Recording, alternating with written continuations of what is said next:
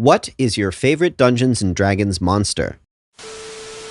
I have a huge soft spot for goblins, though my reasons are a little less practical and more personal, going back to the first D&D campaign I ever played. We'd arrived in an elven village that we'd heard was having trouble, and were told that an entire settlement of goblins had recently showed up in a nearby cave and started stealing food and random cooking utensils. They were offering to pay us a small amount of gold and possibly reveal knowledge we needed for the larger plot in exchange for getting rid of them. I remember hearing the hook and idly asking, how could an entire goblin settlement move into a cave without anyone noticing? The DM apparently hadn't expected this question, or for the rest of the party to suddenly latch on to that as being some part of a greater plan. So he started hurriedly scribbling in a notebook while we started overthinking how to establish diplomatic relations without getting skewered in the process. Answer: send the wizard, who for reasons unknown automatically resurrected himself every time he died, and let them tire themselves out. After peace talks had begun, helped along by the fact that the wizard arrived offering free iron rations, we learned that the settlement had apparently come up from an even deeper network of caves after being forced out by a village of orcs who they'd never realized lived even deeper underground, who had been forced out by a village of gnomes that they never realized lived even deeper underground, and so on, all the way down to the Underdark. And so we took on a second contract. We'd get rid of the orcs, and they share the recipe for a goblin weapon of unbelievable power known only as Boom Juice.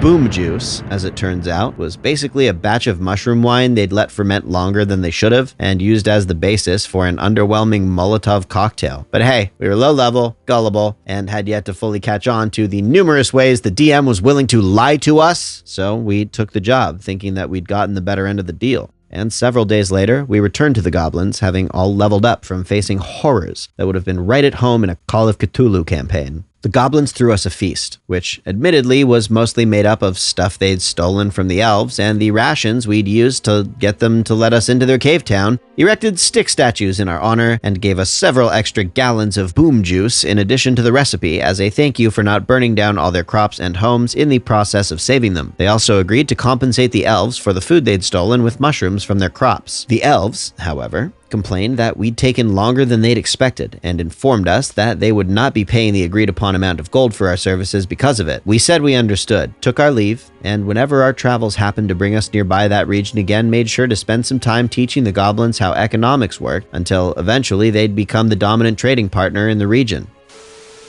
My favorite monsters are the ones that I create, or modify. Straight D&D, liches are fun. My last two campaigns, both in the same world and starting 30 years apart, featured a lizard mage lich. Think undead titan. I stole the lizard mage from Palladium and incorporated the Valeru from Reinemann Feist. The Valeru? The Valheru? I don't know. The lich, while evil, cares about the world. He enlists the party to investigate issues impacting his domain. Being a lich, the party at low level, particularly the paladin, were wary of him and in awe, but were unafraid/unable to do anything about it, so they took on the tasks. The initial campaign started when the player awoke to find themselves in a dark cavern in a room full of lizard creatures of various sizes. Party members were transformed into lizard-equivalent races, dwarfs to troglodytes, half-orcs to Sar, think large lizard men, gnome to kobold, etc. They quickly figured out the lizard creatures were them, and figured they had been drugged when partying at the inn after their last successful bounty hunt. The party had two initial goals. 1, get back their original forms, and 2,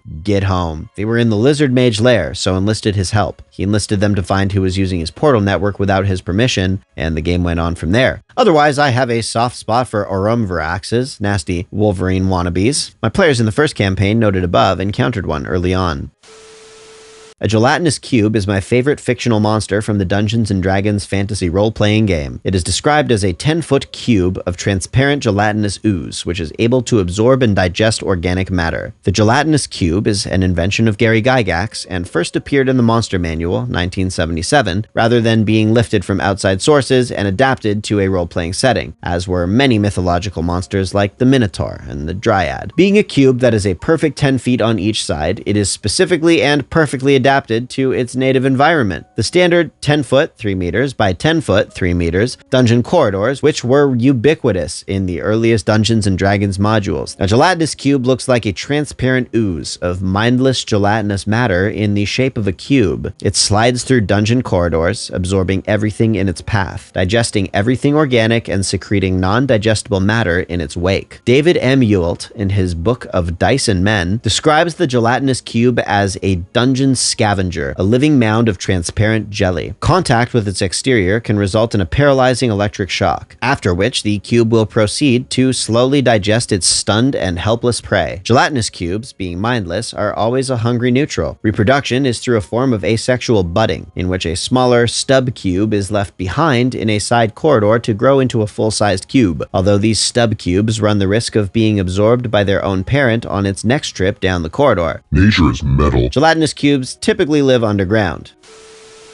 Alright, seeing as Cliff Gilly already went and mentioned Mind Flayers, and yes, they are utterly awesome, I'll have to go second best and take the household answer. Dragons. Simply put, this monster type has gotten a lot of love from the makers and community ever since the beginning of D&D, and as a consequence, almost no other monster type has so many strong points for a DM. First and foremost, every player group out there blinks and pauses for at least a tiny moment when the word dragon pops up, no matter whether they are veterans or beginners. This universal dragon reputation alone is already solid gold for any DM to work with, but what truly makes them awesome is their versatility. If you factor in all the various colors and ages and the general arcane prowess of their race, then no other monster type in the book can fill as many roles as a dragon. Dragons can be a mere scare encounter that turns out to be easy, tough mid-range battle, nigh impossible to beat final villain, impossibly awesome mount, tongue sticky outy face. Now, add the fact that they are known to disguise themselves as other races at times, including humans, and you get an extremely resilient, strong, fully spell-casting capable actor with almost any conceivable alignment and agenda. That's a dragon. Also a really cool dragon. For example, a malevolent schemer working in social environments, benevolent schemer working in social environments, wise mentor for the heroes, unconcerned third party messing up the hero's plans, undercover party character. That list goes on and on. Not to mention that there is so much dragon artwork out there, official D&D stuff and more, that you can pick from a truly huge pool of evocative pictures. The only problem with dragons is more of a second level one. They are a bit too popular with DMs in general, so you always need to watch out so as not to overuse them, especially with veteran players.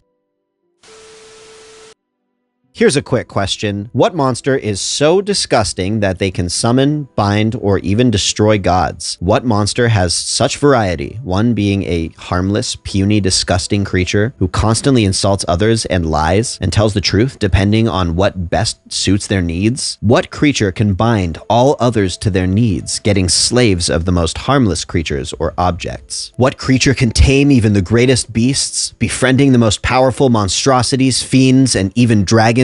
This creature can be beautiful, can be ugly, can be calm, can be violent. They can be evil, selfish, and even occasionally good. They can be intelligent, stupid, wise, charismatic, homely, and much more. This creature can be a master swordsman, archer, tracker, hunter, farmer, brute, or even spellcaster. This creature has more versatility than any other race or monster. What is this terrible beast? If you haven't figured it out yet, you may not be the most intelligent being on the planet. This creature is you, a human. We come in different colors. We come in different sizes. Yes, I know that's a halfling. We come with different beliefs, and most importantly, different personalities. But that doesn't stop us from coming together in different groups, with each other and other cultures, races, and people. This is why I love using humans as villains. You may not be able to relate to that demon you killed last Friday who was trying to eat your party and eventually destroy the world. You may not be able to relate to that dragon you met yesterday who was burning down entire regions of the map just to show off to his fellow dragons. You also might not be able to relate very well to that tribe of kobolds who were serving that dragon because they thought that it was a god. These might not be relatable, which doesn't mean they aren't good villains. I personally love using all of these listed monsters. They each have their own place, but whenever I need to get my game back in touch with reality,